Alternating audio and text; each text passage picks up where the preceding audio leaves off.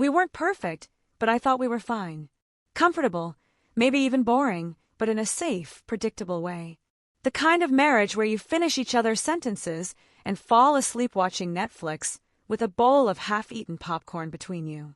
When Thomas left for that leadership conference in Chicago, I kissed him at the door like I always did. He forgot his charger. I ran it out to the car. We laughed. I told him not to forget to wear the navy suit for the keynote. He promised to FaceTime before bed. Everything about that morning was ordinary. Painfully, stupidly ordinary. I spent the first day, he was gone, cleaning the guest room, ordering groceries, texting him silly memes like I always did when he traveled. He was a terrible texter, always in meetings. So when hours went by without a reply, I didn't think much of it. I even made spaghetti, the meal I always made when he was away, because I could eat it standing up in my pajamas and no one cared.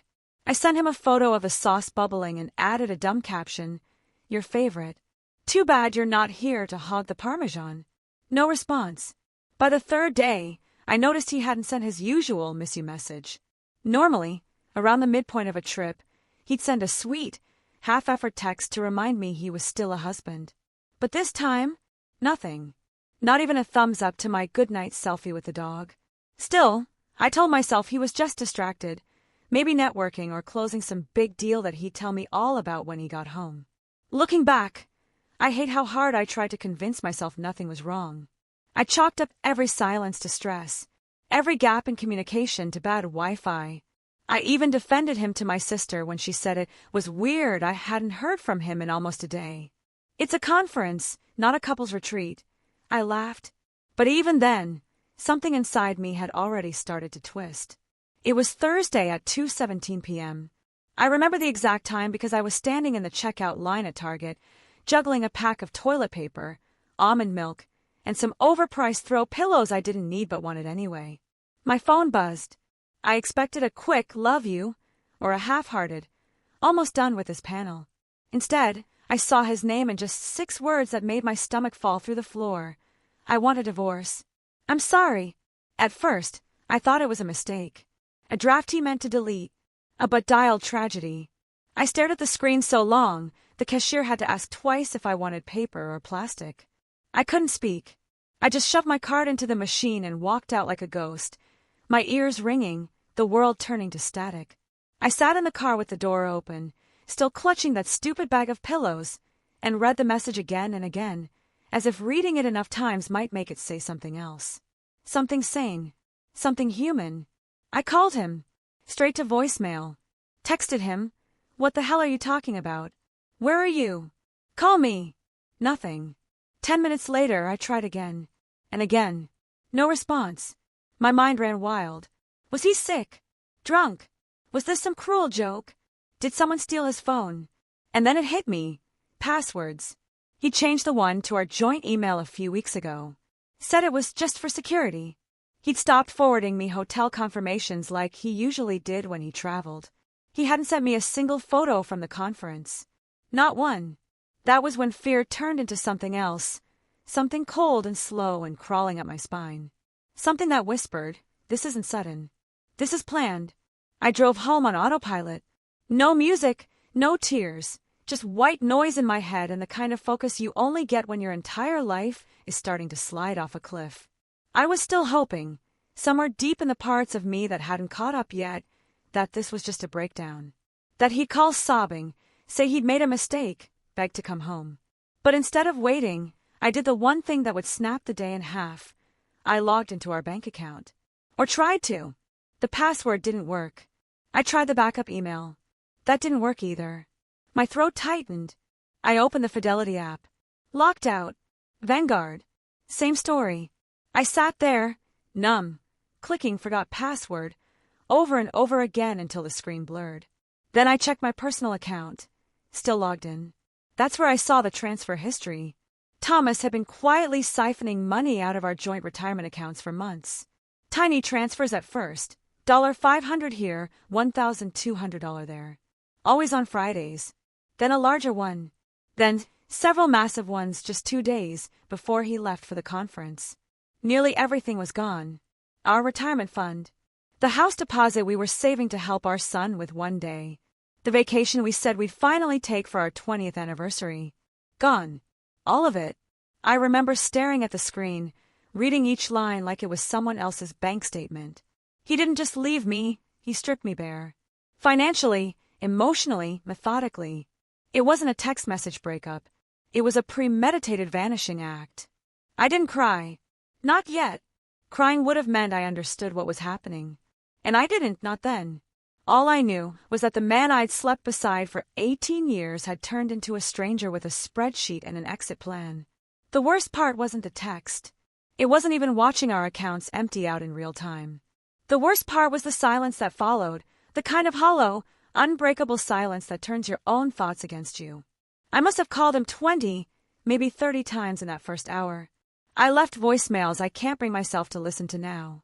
Some begging, some angry, some just noise, panic breathing and choked words.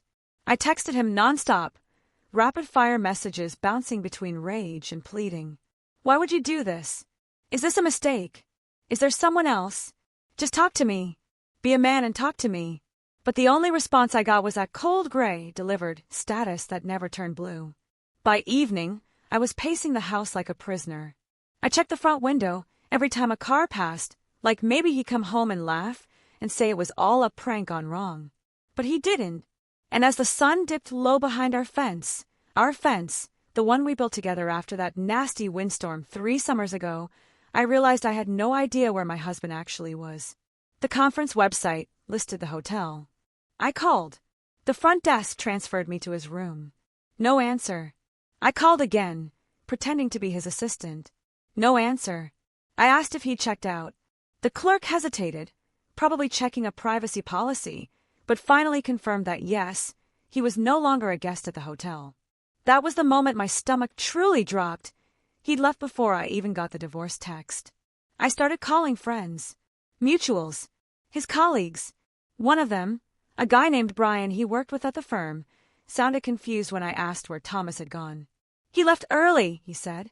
Told us you had a family emergency or something. Didn't he come home? I didn't answer, because I realized something chilling.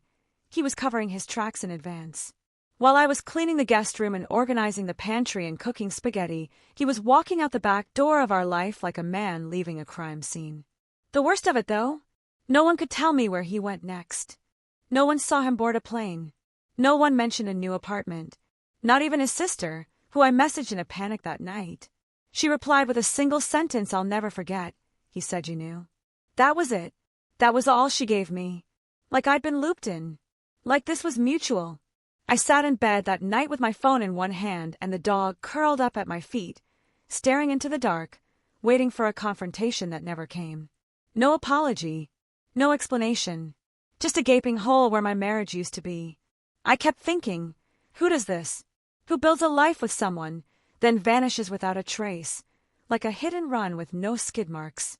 I didn't sleep that night, or the night after, or the one after that. I lived on caffeine and adrenaline, and online searches for a spouse drained account disappeared, like I was trying to solve my own disappearance. Because that's what it felt like. Someone had erased me from my own life, and I was the only one left to notice. Every minute that passed without a word from him confirmed what I had been too afraid to say out loud. This wasn't just abandonment. It was betrayal, planned and executed with the precision of someone who had stopped loving me a long time ago, but smiled at me every morning anyway. People talk about gut instinct like it's some mystical sixth sense, but for me, it came in quiet waves, subtle memories that only started to make sense once the damage had already been done. Like how he insisted on managing all the financial accounts to take the pressure off me, or the way he kept his phone face down for the last 6 months, and how he stopped making long-term plans, even though we used to fantasize about retiring early and moving to the coast. All of it sat in the back of my mind like puzzle pieces I hadn't known were missing, until they suddenly snapped together in one awful, clear picture. The first clue came from our credit card statements. He'd forgotten to update the billing address on one of our joint cards, and for that, I'll be forever grateful. When I finally forced myself to open the statements, not the summary, but the itemized charges, the truth started bleeding through the receipts. There were hotel bookings that didn't match his travel schedule. Expensive dinners in cities he wasn't supposed to be in. A $400 spa day in Atlanta the same weekend he was allegedly golfing with clients in Denver. I remember staring at the line item, trying to picture Thomas getting a seaweed wrap and a deep tissue massage, and it almost made me laugh, until I noticed the second charge made an hour later. Couples package upgrade. I called the hotel and asked who the reservation was under. They wouldn't say. I asked if a guest named Thomas Everly had stayed that weekend. "I'm sorry," they said. "We can't share that information." That's when I knew they were protecting someone he had taken the time to impress. He wasn't crashing in cheap motels or laying low. He was whining and dining someone like he was 27 again, pretending he wasn't already married to someone back home who folded his socks and paid half the mortgage. I dug deeper. I searched his name with old usernames, forum accounts, anything that might be linked. I found an alternate email, one I hadn't seen before, used to book flights, manage Airbnb stays, and sign up for a private gym in a city I'd never been to. That account opened a year ago, which meant the first flight didn't happen last week. Or last month. It happened long before the text. Long before I even had a reason to be suspicious. The most infuriating part? He left behind no obvious digital trail of another woman, no selfies, no flirty emails, no bouquet receipts or lingerie charges. Which led me to a darker possibility. Maybe this wasn't about someone else. Maybe it wasn't love that lured him away. Maybe it was the thrill of erasure, the quiet seduction of disappearing cleanly and leaving no trace behind. Or maybe, and this chilled me even more, there was someone else, but she wasn't a fling. Maybe she was a new version of himself. A man who had decided he was done being a husband, a father, a planner. A man who didn't want to explain or negotiate or cry. Just vanish. Start over. I went through our shared Dropbox and found old folders labeled vacation ideas, house projects, retirement budget, all untouched for months. The last document he opened in there, a spreadsheet titled Exit Strategy. I remember opening it with trembling fingers, praying it was something innocuous. It wasn't. It listed dates, amounts, financial institutions, password change timelines, even a projected date for separation execution, marked 2 days before he sent the text. He didn't break my heart. He erased it, rewrote the ending of our life together like a corporate merger, sterile and calculated. There was no fight, no shouting, no dramatic climax. Just a slow fade out on his end and a hard crash on mine. And yet, I was still here, standing in the ruins, yes, but breathing, awake. And now, I was watching him. I didn't realize I'd stopped crying until I found myself standing in the kitchen, staring at the refrigerator door like it had offended me. There was a magnet with the word breathe in faux calligraphy. One of those Pinterest quotes I bought on impulse. I ripped it down without thinking. That stupid word, breathe. What the hell did it mean now? The first few days were a blur of rage and grief, and pacing the floor until sunrise. I kept replaying old conversations in my head, wondering what I'd missed. Wondering if my silence at the wrong time, my exhaustion after work, my not noticing his new cologne, if any of that had pushed him away. I clung to guilt because it gave me a sense of control. If it was my fault, maybe I could undo it, fix it. But eventually, guilt couldn't hold me. It collapsed under the weight of his choices. The turning point came quietly, not during a dramatic speech, or a breakdown or some empowering playlist moment. No, it was stupid, really. I was sitting on the living room floor sorting through mail, just trying to do something productive, and came across an envelope from our accountant. It had my name on it, just mine. Inside was a single-page summary of our most recent tax return. At the bottom, a note. Happy to help with anything moving forward. Rosaline, you've got this. That phrase hit differently. You've got this. Not you'll be okay, or I'm sorry, but a call to action. A challenge. And for the first time in weeks, I felt something other than heartbreak. I felt angry. The productive kind. The kind that sharpens instead of smothers. So I got to work. I contacted an attorney, an absolute bulldog of a woman named Lenora who had zero patience for cowardice or financial abuse. I brought her everything. The transfers, the emails, the screenshots, even a printed spreadsheet of his so-called exit strategy. She didn't flinch. She just looked up at me and said, "Oh, honey, We're going to roast him. I filed for a financial protection order, froze what little remained in our accounts, put alerts on my credit. I even hired a forensic accountant, a friend of a friend who volunteered to dig deeper than I could on my own.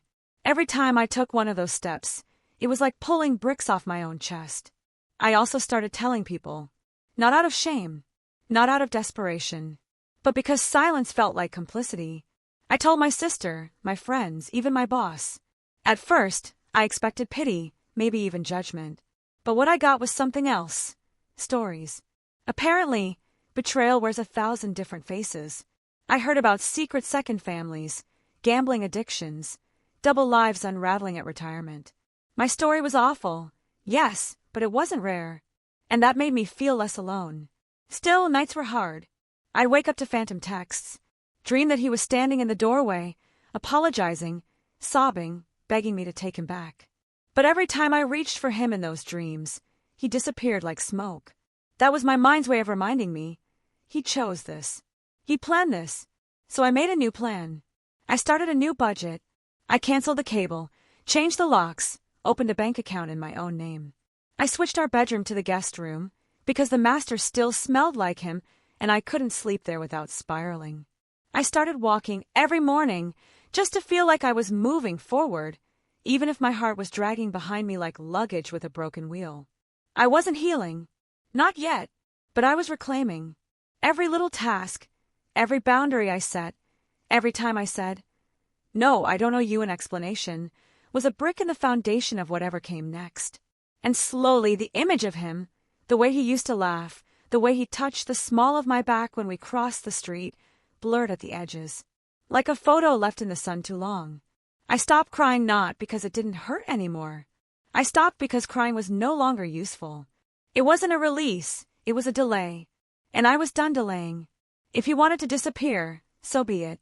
But I was going to show up for my own life, even if I had to crawl through the rubble to do it. He took the money, the future we planned, the comfort of knowing who I was waking up next to every morning. He took the rhythm of our routines, the stupid inside jokes, the quiet certainty that I was safe in my own life. But here's what he didn't take, me. He didn't take my spine, the one that stood straight in front of lawyers and bankers and said, "Yes, I need help, and no, I'm not ashamed." He didn't take my mind, the sharp, meticulous part of me that organized documents, tracked transfers, and caught every loophole he tried to slip through.